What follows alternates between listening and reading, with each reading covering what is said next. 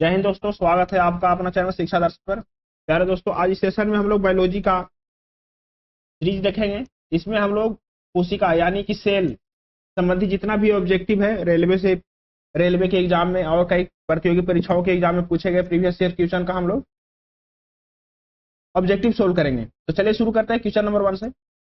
जो सेल संबंधी है दोस्तों, इसमें सिर्फ और सिर्फ सेल यानी कि कोशिका का ऑब्जेक्टिव है, जो गवर्नमेंट एग्जाम में पूछे गए प्रीवियस ईयर क्वेश्चन है। चलिए शुरू करते हैं। क्वेश्चन नंबर 1 कहता है, रॉबर्ट हुक द्वारा कोशिका की खोज किस प्रकार की गई। जो रॉबर्ट हुक है दोस्तों, उसके द्वारा कोशिका की खोज किस प्रकार की गई। तो कोशिका की खोज किया गया था दोस्तों रॉबर्ट हुक द्वारा। वो किया गया था कॉर्क का निरीक्षण करते हुए। कैसे किया गया था? तो कॉर्क का निरीक्षण करते हुए। कब किया गया था दोस्तों? तो 1665 में किया गया था। कब किया गया था उसके द्वारा खोज? तो किया गया था 1665 में किया गया था। 65 में किया गया था। कैसे किया गया था दोस्तों? तो किया गया था कॉर्क के स्लाइम का समान आवर्धक यंत्र की सहायता से। किसकी? जो कॉर्क जो है दोस्तों, कॉर्क के स्लाइम स्लाइस का समान आवर्धक जो यंत्र है, यंत्र की सहायता से अध्ययन किया। किसी सहायता से? स्लाइस का समान आवर्धक यंत्र की सहायता से किया। किसमें? कॉर्क में। कॉर्क क्या था दोस्तों? जो कॉर्क है दोस्तों, उन्होंने जो कॉर्क है वो क्या है? वो पेड़ की छाल है। क्या है दोस्तों? पेड़ की छाल को क्या बोल दिया? वह कॉर्क बोल दिया। क्या बोल दिया? कॉर्क बोल दिया, पेड़ की छाल को। अगला क्वेश्चन देखते हैं। Question number 2। क्वेश्चन नंबर 2 कहता है कोशिका की खोज किसने किया। तो कोशिका की खोज किसने किया दोस्तों? ऑप्शन बी सही है, रॉबर्ट हुक ने। कब किया? तो 1665 में किया। किसमें किया? तो कॉर्क में किया। अगला क्वेश्चन देखिए, क्वेश्चन नंबर 3 कहता है दोस्तों, केंद्र और कोशिका झिल्ली के बीच मौजूद जेली जैसा पदार्थ को क्या कहते हैं? उसको कहते हैं कोशिका द्रव कहते हैं दोस्तों। क्या कहते हैं उसको? कोशिका द्रव कहते हैं। जो केंद्र तथा कोशिका झिल्ली के बीच, इसके बीच कोशिका झिल्ली के बीच उपस्थित होता है। किसके उपस्थित होता है? कोशिका केंद्र तथा कोशिका झिल्ली के बीच उपस्थित जो द्रव होता है उसको क्या बोलते हैं? उसको बोलते हैं कोशिका द्रव बोलते हैं। ठीक है, कोशिका द्रव बोलते हैं दोस्तों साइटोप्लाज्म। क्या बोलते हैं? कोशिका द्रव साइटोप्लाज्म बोलते हैं। ठीक है, जो कोशिका है दोस्तों, कोशिका क्या बोलते हैं? कोशिका जीवों की आधारभूत संरचनात्मक इकाई है। क्या है?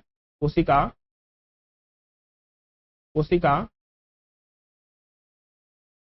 जीवों की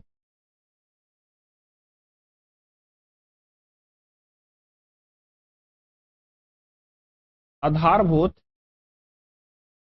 संरचनात्मक एवं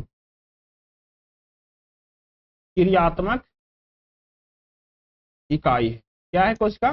कोशिका जीवों की आधारभूत संरचनात्मक एवं क्रियात्मक इकाई है। ठीक है,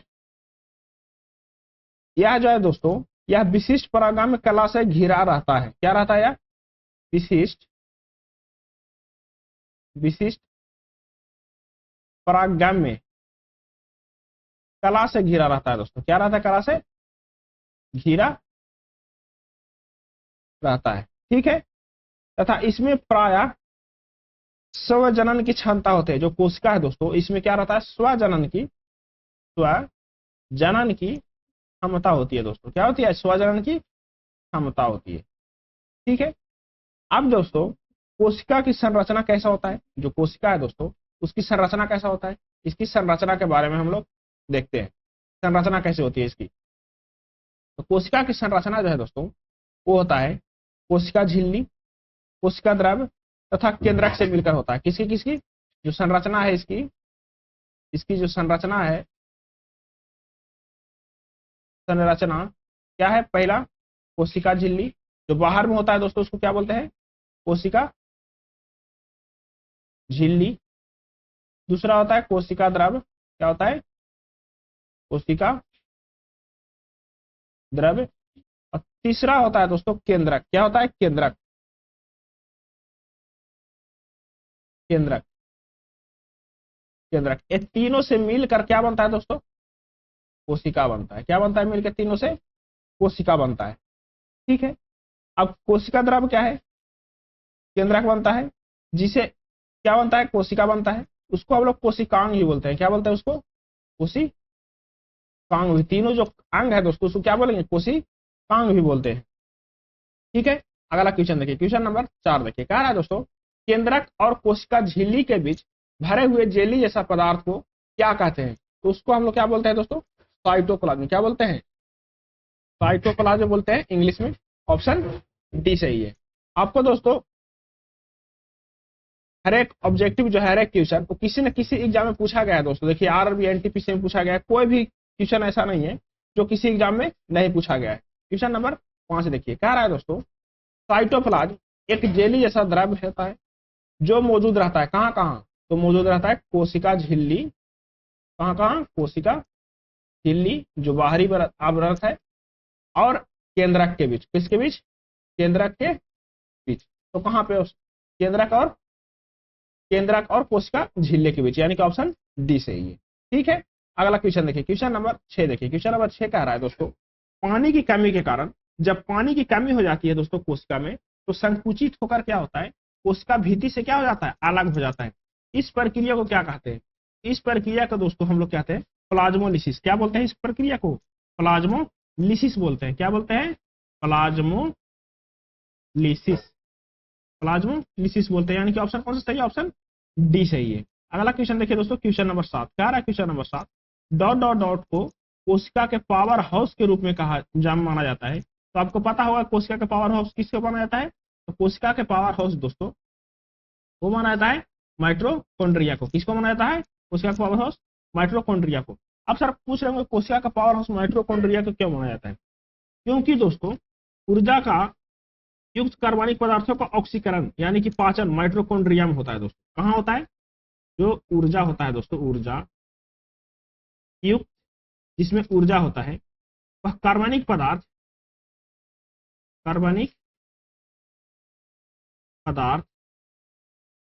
का ऑक्सीडेशन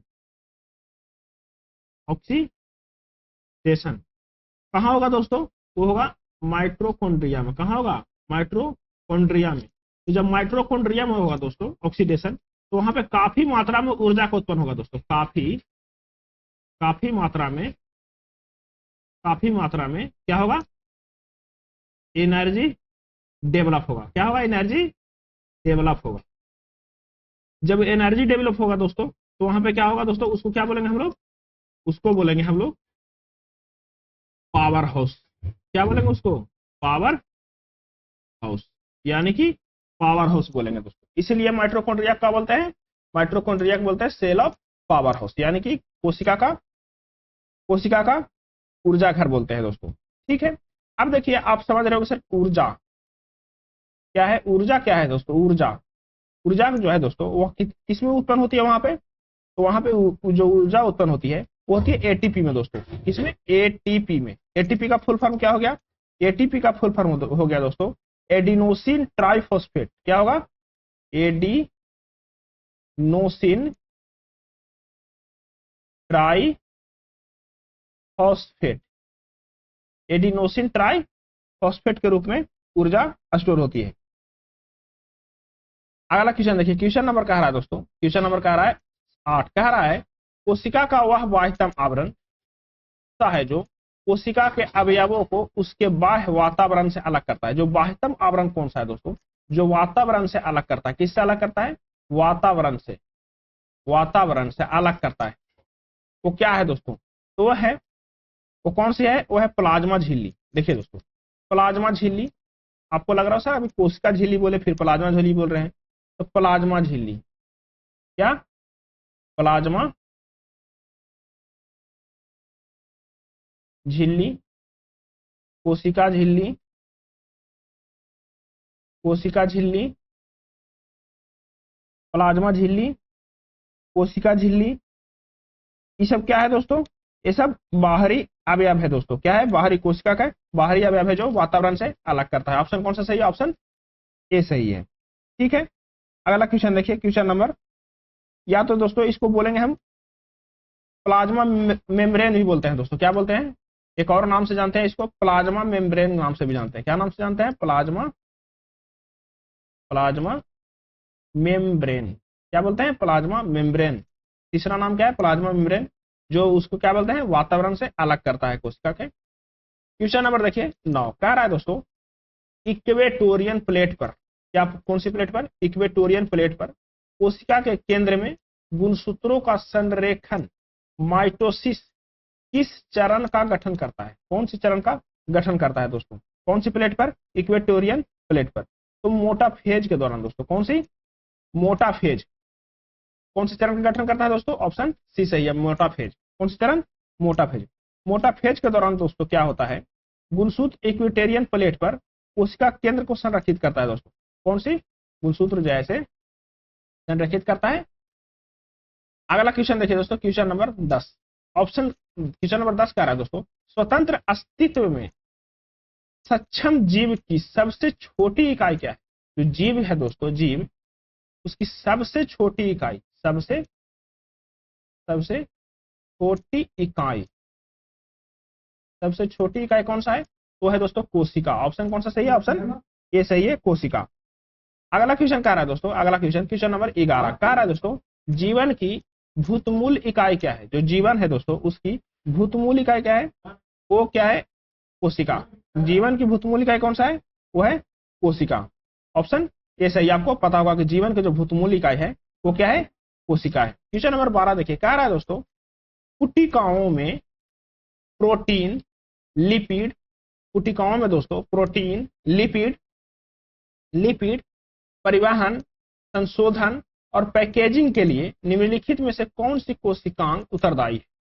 जो कोशिकाओं है दोस्तों वैसिलस में प्रोटीन, लिपिड के परिवहन, संशोधन और पैकेजिंग के लिए निम्नलिखित में से कौन सा कोशिका जो है से उत्तरदायी है दोस्तों? कौन से कोशिकांग जो है से उत्तरदायी है? तो वो कोशिकांग है दोस्तों कोशिकाओं में, वो है गोल्जी काय। गोल्जी काय का प्रयोग करते हैं दोस्तों। अब देखिए गोल्जी काय के बारे में, जो कोशिकाओं प्रोटीन, लिपिड परिवहन, संशोधन, पैकेजिंग की लिए किस नामक का कोशिकाओं को उत्तरदायी है? तो गोल्जी काय नामक कोशिकांग उत्तरदायी है। ठीक है, यह कोशिकांग क्या करता है दोस्तों? यह कोशिकांग के अंदर स्रावित पदार्थों के संग्रहण एवं परिवहन में सहायक करता है। क्या करता है? जो गोल्जी काय है वो संग्रहण यानी कि रख रखाव और परिवहन यानी कि ट्रांसपोर्ट में क्या करता है? सहायता करता है। कौन? गोल्जी काय। अगला क्वेश्चन देखिए, क्वेश्चन नंबर 13 कह रहा है दोस्तों निम्न में से कौन सी झिल्ली संयोजित थैली पाचक एंजाइमों से भरी होती है? कौन सी संयोजित थैली है दोस्तों जो पाचक एंजाइमों से भरी होती है? जो पाचक एंजाइमों से भरी होती है दोस्तों लाइसोसोम। कौन सा है? लाइसोसोम। लाइसोसोम को क्या बोलते हैं दोस्तों? आत्म हत्या की थैली बोलते हैं दोस्तों। क्या बोलते हैं? हत्या की थैली बोलते हैं दोस्तों। क्यों बोलते हैं? क्योंकि इसमें जो एंजाइम होता है वो क्या होता है? पाचक होता है दोस्तों। इसमें एंजाइम जो उत्पादित होता है क्या होता है? पाचक होता है। ये क्या करता है दोस्तों? मरा हुआ कोशिका को खुद से क्या करता है? पचा देता है। क्या करता है? पचा देता है। ठीक है, और भी कई प्रकार के डैमेज कोशिका को ये पचा देता है, इसीलिए इसको क्या बोलते हैं? आत्महत्या की थैली ही बोलते हैं लाइसोसोम को। ठीक है दोस्तों, लाइसोसोम की खोज जो है दोस्तों, खोज वो डी डुवे ने किया था। किसने किया था? डी डुवे ने किया था। किसने किया था दोस्तों? डी डुवे ने किया था। कब किया था? 1955 में किया था। कब किया था दोस्तों? 1955 में किया था। अधिकतर जंतु में मुख्य रूप से एंजाइम अभिक्रिया करने की कोशिकाओं जैसे अग्नाशय, मृत मस्तिष्क, गुर्दे में पाया जाता है। किसमें पाया जाता है दोस्तों? अग्नाशय में, यकृत में, मस्तिष्क में, गुर्दे में आदि में पाया जाता है। लाइसोसोम जो है दोस्तों सूक्ष्म गोल इकहरी झिल्ली से घिरी क्या है? पाचक एंजाइमों से भरी क्या है? थैली है। पाचक एंजाइमों से क्या होती है? भरी है, थैली है। अगला क्वेश्चन देखिए, क्वेश्चन नंबर 14। क्वेश्चन नंबर 14 कह रहा है दोस्तों निम्नलिखित में से कोशिकाओं में से निम्नलिखित कोशिकाओं में से किसे कोशिका की आत्मघाती थैली कहा जाता है? कौन सी कोशिका का आत्मघाती थैली कहा जाता है? तो है लाइसोसोम। कौन सा है? ऑप्शन ए सही है, लाइसोसोम। लाइसोसोम का खोज किसने किया था? डी डुवे ने किया था दोस्तों। किसने किया था? डी डुवे ने किया था। ये क्या करता है? कोशिका के उपाचयन में व्यवधान के कारण जब कोशिका क्षतिग्रस्त हो जाता है दोस्तों, जब क्या हो जाता है, जब कोशिका क्षतिग्रस्त हो जाता है, क्या हो जाता है? क्षतिग्रस्त हो जाता है। जब कोशिका क्षतिग्रस्त हो जाती है तो लाइसोसोम हट जाते हैं। क्या होता है? लाइसोसोम। तो लाइसोसोम हट जाते हैं दोस्तों। क्या होता है? लाइसोसोम हट जाते हैं। ठीक है। एवं इसमें मौजूद जो एंजाइम होता है अपनी कोशिका के पाचित कर देते हैं। जो इसमें मौजूद एंजाइम होगा वो क्या करेगा? कोशिका को पाचित कर देगा दोस्तों। क्या कर देगा? पचा देगा।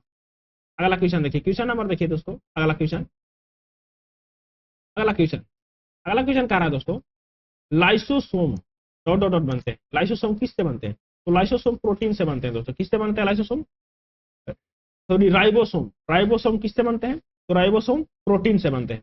राइबोसोम एक क्या है दोस्तों? राइबोसोम एक जटिल संरचना है। क्या है? एक जटिल संरचना है। संरचना है। राइबोसोम का है? एक जटिल संरचना है।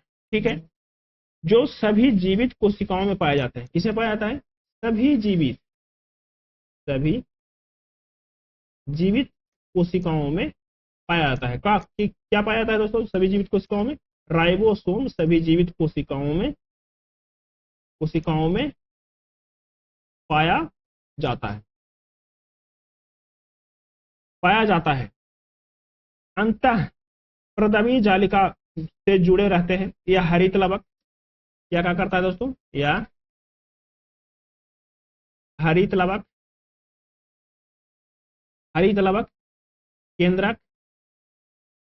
केंद्रक माइटोकॉन्ड्रिया में भी पाया जाता है। माइटोकॉन्ड्रिया में भी पाया जाता है दोस्तों। राइबोसोम प्रोटीन संश्लेषण नामक एक एमिनो एसिड से प्रोटीन बनाता है। क्या बनाता है दोस्तों? जो राइबोसोम है, राइबोसोम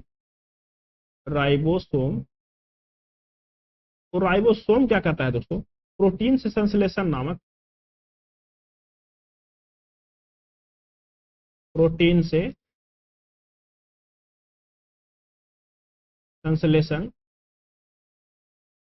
नामक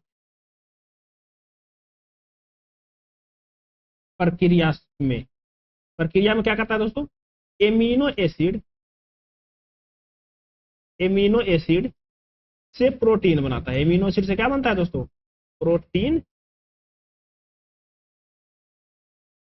एमिनो एसिड से क्या बनाता है? प्रोटीन बनाता है दोस्तों। कौन? राइबोसोम। अगला क्वेश्चन देखिए, क्वेश्चन नंबर 16 कह रहा है, प्रोटोप्लाज्म शब्द किसने गढ़ा था? जो प्रोटोप्लाज्म है दोस्तों, उस शब्द किसने गढ़ा था? तो जोहान पुरकिंजे ने भरा था। किसने? जोहान इवांजेलिस्ट पुरकिंजे ने बनाया था। पुरकिंजे ने बनाया था दोस्तों। देखिए इसके बारे में देखते हैं, पुरकिंजे के बारे में। पुरकिंजे जो है दोस्तों, जीव द्रव्य का नामकरण पुरकिंजे ने किया था। किसका किया था? जीव द्रव्य, जो जीव द्रव्य यानी कि प्रोटोप्लाज्म का नामकरण किसने किया था दोस्तों? वो भी किया था पुरकिंजे ने। किसने किया था? पुरकिंजे ने किया था। ठीक है। 1839 में। कब किया था दोस्तों? 1839 में। ठीक है। यह एक तरल, गाढ़ा, रंगीन, पारदर्शी, लसलसा, वजन युक्त पदार्थ है। ऑप्शन क्या है दोस्तों? ऑप्शन इसका बी सही है। अगला क्वेश्चन देखिए, क्वेश्चन नंबर 17 कह रहा है दोस्तों, कोशिका की एक प्रकार की अपशिष्ट निस्तारण प्रणाली है। क्या है? अपशिष्ट निस्तारण प्रणाली है। वे किसी भी बाह्य सामग्री के साथ साथ खराब हो चुके कोशिकांगों को पचाकर कोशिका के साफ करने में मदद करता है। वो क्या है दोस्तों? वो है लाइसोसोम। क्या है? लाइसोसोम। ऑप्शन कौन सा सही है? ऑप्शन बी सही है। क्वेश्चन नंबर 18 देखिए दोस्तों। क्वेश्चन नंबर 18 कह रहा है, निम्नलिखित में से कौन सा ऑर्गेनल किसी भी बाह्य सामग्री को पचाकर कोशिका में साफ रखने में सहायक है तथा साथ ही कोशिकाओं को क्लांत भी कर सकता है, कोशिकाओं को क्लांत भी करता है। वो कौन है? ऑप्शन इसका बी सही है, लाइसोसोम। क्वेश्चन नंबर देखिए 19, क्वेश्चन नंबर 19 का रहा है दोस्तों, क्वेश्चन नंबर 19 का रहा है, निम्नलिखित में से कौन सा कथन असत्य है? कौन सा कथन है जो दोस्तों असत्य है? तो देखिए ऑप्शन ए है से असत्य है। कैसे असत्य है? कहता है पादप कोशिकाओं में जंतु कोशिकाओं की तुलना में छोटी रिक्तियां होती है, पाई जाती है।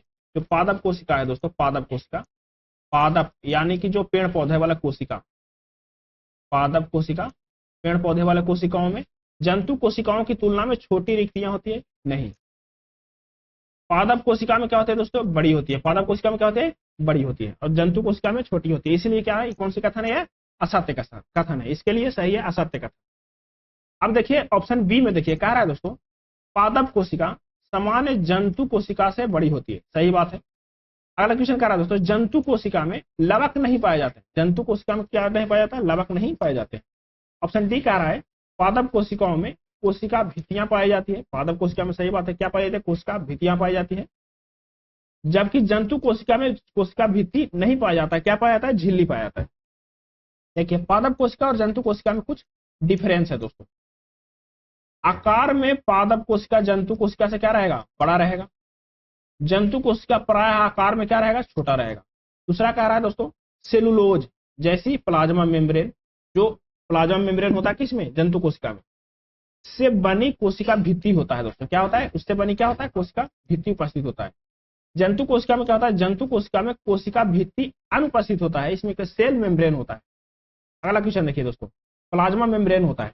अगला क्वेश्चन कह रहा है दोस्तों, अगला कह रहा है डिफरेंस पादप में रसधानी रिक्तियां बड़ी होती है। जो पादप होती है दोस्तों उसमें रसधानी रिक्तियां बड़ी होती है, लेकिन जंतु में रसधानी रिक्तियां होती है लेकिन बहुत छोटी और अस्थायी होती है। अगला डिफरेंस कह रहा है दोस्तों लवक पाए जाते हैं और पादप में जो जंतु कोशिका है उसमें लवक नहीं पाए जाते हैं।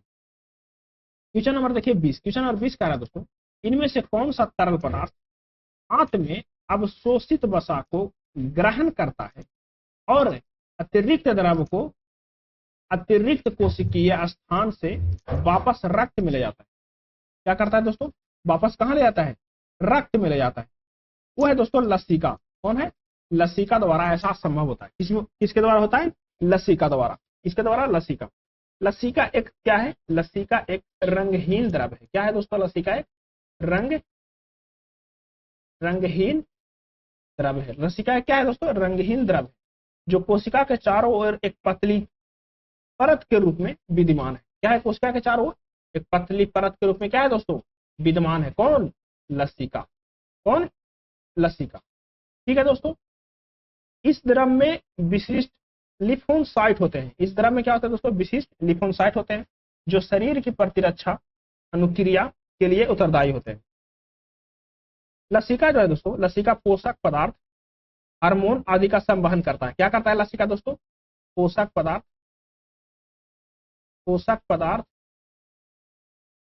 पदार्थ हार्मोन आदि का क्या करता है? संवहन करता है दोस्तों। क्या करता है? संवहन करता है। कौन? लसिका। इसका ऑप्शन कौन सा सही है? ऑप्शन डी सही है। चलिए क्वेश्चन नंबर 21 देखिए कह रहा है दोस्तों निम्नलिखित में से अर्धसूत्रण के लिए निम्नलिखित में से अर्धसूत्रण के लिए कौन सा कथन सत्य नहीं है? जो अर्धसूत्रण के लिए दोस्तों कौन सा कथन सत्य नहीं है? तो जो कथन सत्य नहीं है दोस्तों ये ऑप्शन बी सत्य नहीं है। कैसे सत्य नहीं है? अर्धसूत्रण के परिणाम स्वरूप परिणामी कोषों में गुणसूत्रों की संख्या 2 गुण हो जाती है। ये क्या है? सरासर गलत है। चलिए ऑप्शन ए पढ़ते हैं। ऑप्शन ए कह रहा है अर्धसूत्रण में 2 चरण, अर्धसूत्रण 2 चरणों में होता है। सही बात है। अर्धसूत्रण किस चरण में होता है? 2 चरण में होता है। अगला क्वेश्चन देखिए, क्वेश्चन अगला ऑप्शन कह रहा है अर्धसूत्रण के दौरान जनक कोषों की जीन परिणामी कोषों में क्या होता है? मिश्रित हो जाते हैं। डी में कह रहा है जनन ग्रंथि यानी कि गोनॉड में अर्धसूत्रण युग्मक के उत्पन्न के लिए होता है। क्या होता है? अर्धसूत्रण युग्मन के उत्पन्न के लिए होता है। अब देखिए दोस्तों अर्धसूत्री विभाजन कोशिकाओं में यह 2 चरणों में होता है। इसमें होता है 2 चरणों में होता है। यहाँ पे ऑप्शन ए में देखिए। इसके लिए तो ऑप्शन बी सही है दोस्तों क्योंकि यह असत्य खोज रहा है। अब हम लोग सत्य की बात कर रहे हैं कि कितने चरण में होता है, 2 चरणों में होता है। कौन कौन होता है दोस्तों, एक होता है अर्धसूत्री वन, अर्धसूत्री वन, और दूसरा होता है दोस्तों अर्धसूत्री टू। क्या होता है दोस्तों, अर्धसूत्री टू होता है दोस्तों। अर्धसूत्री परिणामी स्वरूप कोशिका के गुणसूत्रों को क्या करता है, संख्या को क्या कर देता है दोस्तों, संख्या को, कोशिका के गुणसूत्र की संख्या को आधी कर देता है दोस्तों। क्या कर देता है, आधी कर देता है, हाफ कर देता है दोस्तों। क्या कर देता है, हाफ कर देता है। अगला क्वेश्चन देखिए, क्वेश्चन नंबर 22 कह रहा है किस कोशिकांग में कोशिका का मास्टर कहा जाता है, किस कोशिकांग को कोशिका क्या कहा जाता है, मास्टर कहा जाता है दोस्तों। क्या कहा जाता है, कोशिका का मास्टर कहा जाता है। वो कहा जाता है दोस्तों नाभिक को। किसको कहा जाता है, नाभिक को, न्यूक्लियस को। क्या कहा जाता है, न्यूक्लियस को क्या कहा जाता है, मास्टर कहा जाता है। क्यों कहा जाता है, क्योंकि नाभिक को कोशिका का मास्टर कहा जाता है। नाभिक कोशिका के डीएनए ब्लूप्रिंट अवयव अपने समाहित रखता है। जो नाभिक है दोस्तों, नाभिक क्या करता है, नाभिक कोशिका के डीएनए का ब्लूप्रिंट अपने अंदर दोस्तों, अपने अंदर समाहित रखता है। दोस्तों क्या करता है, अपने अंदर समाहित रखता है। इसलिए क्या कहते हैं, कोशिका का मास्टर कहा जाता है। किसको, नाभिक को। अगला क्वेश्चन देखिए, क्वेश्चन नंबर 23 कह रहा है दोस्तों, क्वेश्चन नंबर 23 कह रहा है किसी कोशिका में मौजूद सबसे बड़ा कोशिकांग कौन सा है। कोई भी कोशिका है दोस्तों, उसके कोशिका में सबसे मौजूद बड़ा कोशिकांग कौन सा है, बड़ा कोशिकांग कौन सा है। वो है दोस्तों बड़ा कोशिकांग, वो है कौन सा, नाभिक। कौन सा है, नाभिक। ऑप्शन बी सही है। नाभिक को और क्या बोलते हैं दोस्तों, कोशिका का मास्टर बोलते हैं। क्या बोलते हैं, कोशिका का मास्टर बोलते हैं, क्योंकि डीएनए का ब्लूप्रिंट क्या समाहित रखता है। नाभिक कोशिका में उपस्थित सबसे बड़ा कोशिकांग है। नाभिक कोशिका की क्रियाकलापों का नियंत्रण करता है दोस्तों। और क्या करता है नाभिक, जो क्रियाकलाप होता है दोस्तों कोशिका में, क्रियाकलाप, उसका जो नियंत्रण जो है दोस्तों, उसका नियंत्रण कौन करता है, वो भी करता है नाभिक ही करता है। कौन करता है नियंत्रण, नाभिक करता है। ऑप्शन कौन सा सही है, ऑप्शन बी सही है। अगला क्वेश्चन देखिए, क्वेश्चन नंबर 24 कह रहा है दोस्तों निम्नलिखित में से किस कोशिकांग को कोशिका का प्रोटीन कारखाना कहा जाता है। अब आ गया दोस्तों प्रोटीन। क्या आ गया, प्रोटीन। तो आप देखे थे कि प्रोटीन किस में बनता है, तो प्रोटीन आपको पता है राइबोसोम में बनता है। कि दोस्तों किससे बनता है, राइबोसोम में बनता है। किससे बनता है, तो एमिनो एसिड से बनता है। किससे बनता है, एमिनो एसिड से बनता है। किससे बनता है दोस्तों, तो राइबोसोम में बनता है। तो प्रोटीन का फैक्ट्री किसे बोलेंगे दोस्तों, तो उसको बोलेंगे राइबोसोम के बोलेंगे। ऑप्शन कौन सा सही है, ऑप्शन डी सही है। अगला क्वेश्चन देखिए, क्वेश्चन नंबर 25 कह रहा है दोस्तों निम्नलिखित में से कौन सा कोशिकांग केवल पशु कोशिका में ही पाया जाता है। सिर्फ और सिर्फ किसे पाया जाएगा, तो पाया जाएगा पशु में पाया जाएगा, लेकिन पादप कोशिका में नहीं पाया जाता है। किसे पाया जाता है, सिर्फ और सिर्फ पशु कोशिका में पाया जाता है। वो है दोस्तों लाइसोसोम। कौन सा है दोस्तों, लाइसोसोम का और क्या कहते हैं दोस्तों, इसको बोलते हैं हम लोग आत्मघाती थैली भी बोलते हैं। क्या बोलते हैं, आत्मघाती थैली बोलते हैं दोस्तों लाइसोसोम को।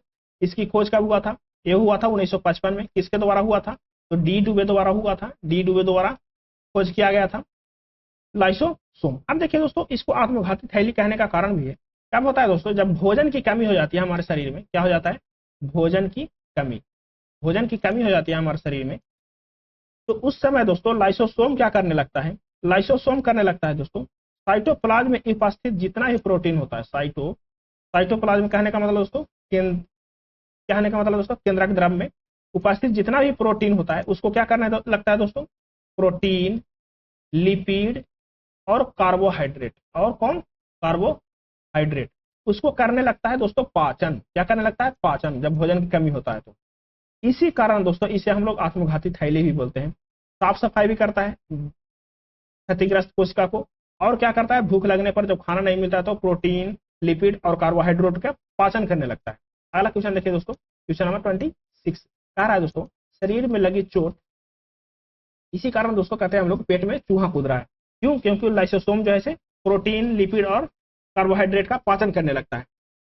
अब देखिए 26 कह रहा है दोस्तों शरीर में लगी चोट की मरम्मत किस प्रकार के सेल विभाजन का प्रयोग होता है।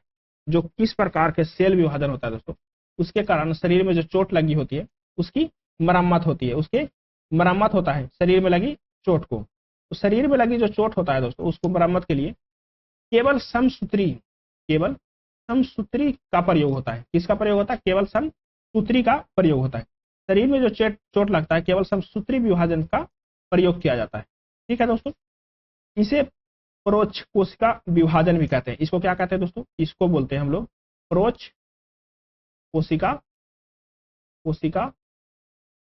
विभाजन। परोक्ष कोशिका विभाजन बोलते हैं। क्या बोलते हैं? परोक्ष कोशिका विभाजन भी कहते हैं। इस प्रकार की कोशिका विभाजन शरीर के कायिक कोशिकाओं में होता है। शरीर के क्या कायिक कोशिकाओं में होता है। इस प्रकार के विभाजन में मृत कोशिका विभाजित होकर दो नई संगीत संतति कोशिकाएं बनती है। किसमें? केवल समसूत्री विभाजन में। अब देखिए 27 कह रहा है दोस्तों, एक पशु के शरीर की सबसे बड़ी कोशिका इनमें से कौन है? जो पशु के शरीर में दोस्तों सबसे बड़ी कोशिका इनमें से कौन है? ऑप्शन कौन सा सही ऑप्शन है दोस्तों? बी। सबसे बड़ी कोशिका है दोस्तों न्यूरॉन। अब देखिए दोस्तों, न्यूरॉन में एक कमी है दोस्तों, न्यूरॉन में एक कमी है। न्यूरॉन क्या होता है दोस्तों? देखिए जानवरों के शरीर में सबसे बड़ी कोशिका जो है कौन सी है? न्यूरॉन तंत्रिका है। न्यूरॉन तंत्रिका है। यह तंत्रिका तंत्र में स्थित क्या है? उत्तेजनीय कोशिका है। क्या है? जो तंत्रिका तंत्र है दोस्तों, मस्तिष्क तंत्रिका तंत्र में उपस्थित उत्तेजनीय कोशिका है। क्या है? उत्तेजनीय कोशिका है। यह कोशिका का कार्य मस्तिष्क में सूचना प्रदान करना, विश्लेषण करना। तंत्रिका कोशिका की कोशिका विभाजन नहीं होता है दोस्तों। इसका क्या होता है दोस्तों? इसका कोशिका विभाजन नहीं होता है दोस्तों। कोशिका विभाजन नहीं होता है।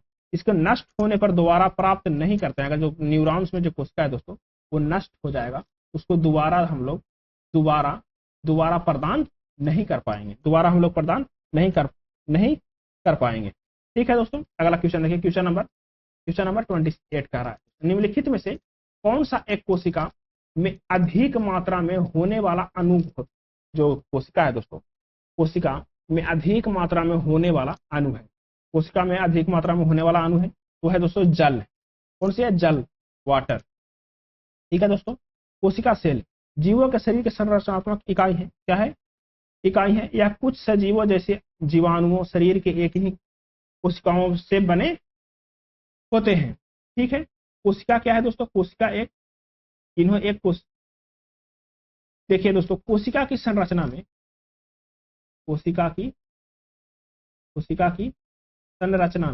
कौन कौन से मौजूद होते हैं? पहला दोस्तों केंद्रक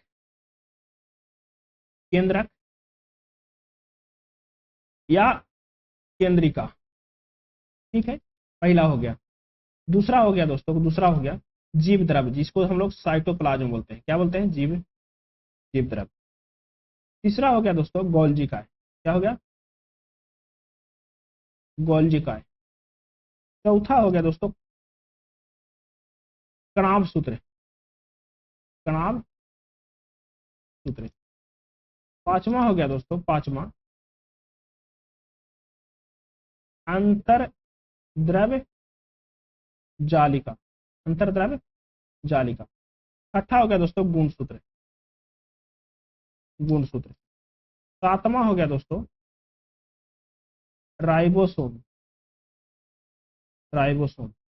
आठवां हो गया दोस्तों लवक। क्या हो गया? लवक।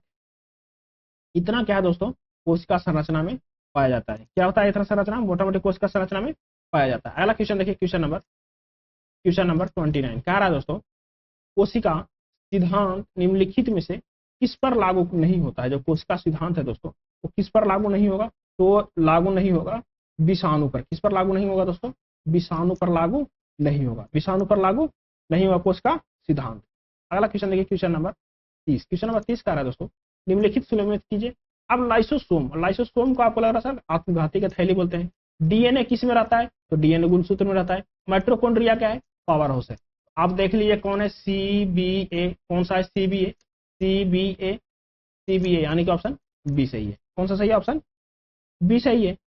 चलिए अगला क्वेश्चन देखिए, क्वेश्चन नंबर 31। क्वेश्चन नंबर 31 कह रहा है दोस्तों, क्वेश्चन नंबर 31 कह रहा है कोशिका कोशिका पर्यात्मक यानी फंक्शनल क्रियाओं का नियंत्रण करता है। जो कोशिका में फंक्शनल क्रियाओं होता है उसका नियंत्रण कौन करता है? उसका नियंत्रण करता है दोस्तों केंद्रक। कौन करता है? केंद्रक, न्यूक्लियस। कौन करता है?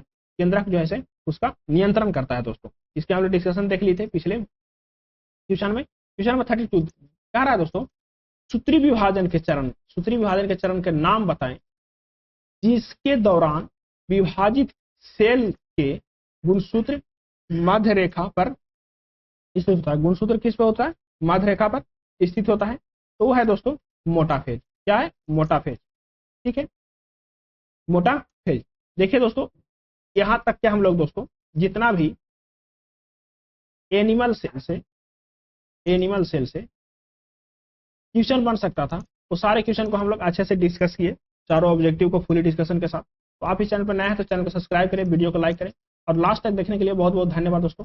मिलते हैं अगले वीडियो में, उसमें हम लोग मिलेंगे पादप कोशिका।